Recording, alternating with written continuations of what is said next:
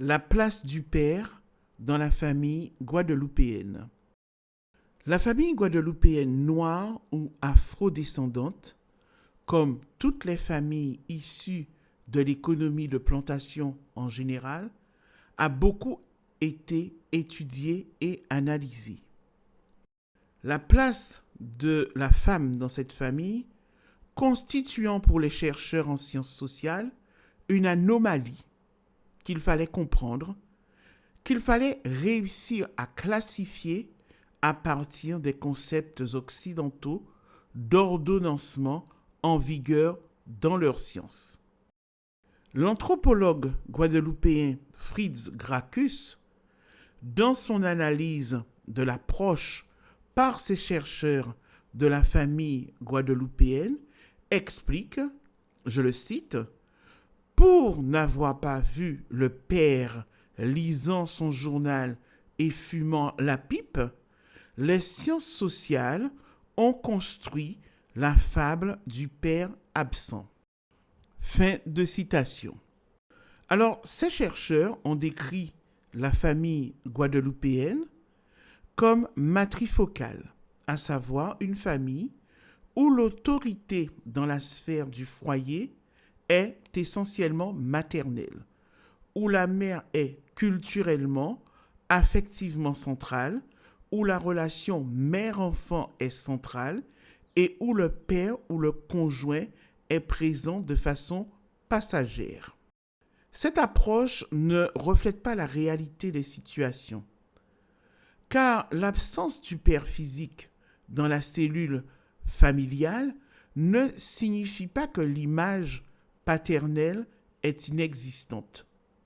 Le père, dans de nombreuses familles guadeloupéennes, est représenté par un oncle, un beau-frère ou un cousin de la mère. Dans certaines familles guadeloupéennes où le père n'est pas présent, il n'est pas rare que le grand frère de la mère soit appelé papa, suivi du prénom par ses nièces et neveux. C'est une pratique que j'ai connue dans ma propre cellule familiale avec le grand frère de ma mère. La matrifocalité est un système familial vu dans la plupart des analyses comme une organisation familiale où le père est absent. Les recherches et observations menées par des chercheurs occidentaux sur la famille afro-américaine souffrent d'un biais lié à leur approche culturelle de la famille. Gracchus explique que ces études occidentales ne sont pas le reflet de la réalité, car, dit-il, quand un observateur occidental dit que le père est absent de la famille afro-américaine, c'est qu'il voudrait retrouver sa propre organisation familiale, la mesurer à l'aune de la conjugalité.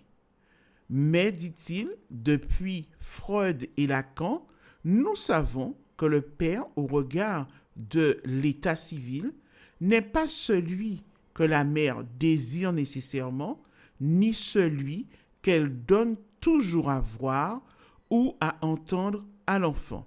Fin de citation.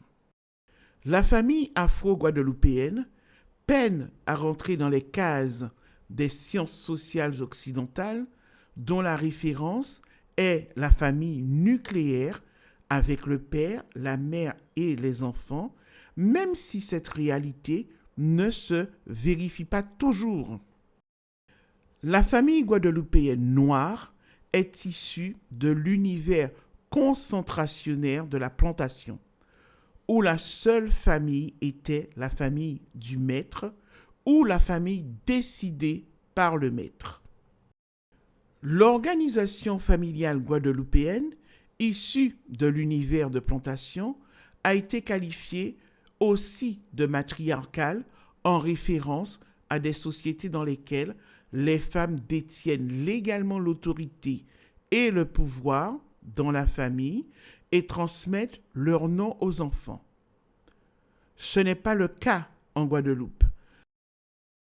La famille guadeloupéenne noire a aussi été qualifiée de matrilinéaire, à savoir un mode de filiation et d'organisation sociale dans lequel seule l'ascendance maternelle est prise en compte pour la transmission du nom, des privilèges, de l'appartenance à un clan ou à une classe. Cette organisation sociale n'est pas non plus une pratique en place en Guadeloupe. Selon Gracchus, il importe de comprendre que la famille afro-américaine n'est pas matrifocale, n'est pas une déviance de la famille conjugale parce qu'elle n'appartient pas à son histoire. C'est une organisation familiale singulière et non atypique, émergée dans une économie de plantation mettant en jeu les rapports sociaux historiquement déterminés. Fin de citation. Alors, compte tenu de tous ces éléments d'analyse, l'approche de Danny Bebel-Gisler, qui définit la famille guadeloupéenne comme une famille à dominante maternelle, semble être celle qui décrit le mieux l'organisation familiale en Guadeloupe. Alors, si vous voulez aller plus loin sur cette réflexion sur le père, je vous conseille 2 ouvrages. Alors, mon dernier ouvrage, L'exception féminine guadeloupéenne, paru en 2023, d'où est extrait le contenu de cet épisode de mon podcast.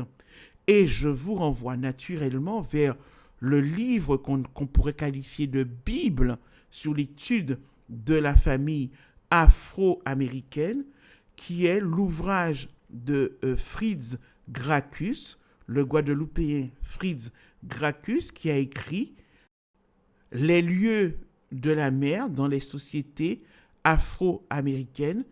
C'est un ouvrage que vous pourrez trouver en ligne, en papier, en dématérialisé, en numérique. Voilà, en tout cas, c'est une ressource qu'il faut absolument explorer si le sujet vous intéresse.